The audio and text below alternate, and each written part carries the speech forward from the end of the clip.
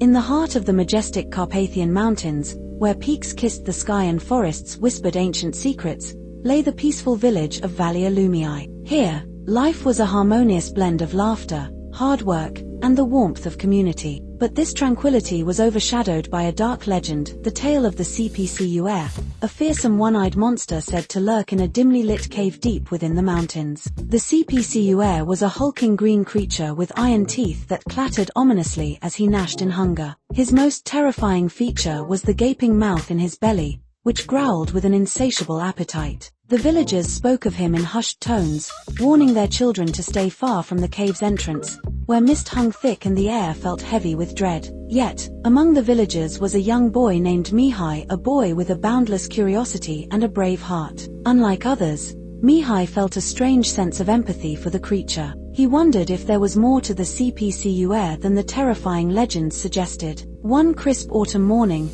as leaves turned to gold and amber, the villagers gathered in the town square. Fear painted their faces, for the Căpcăun had been spotted closer to the village than ever before. As they debated what to do, Mihai stepped forward. "What if the Căpcăun is not as evil as we think?"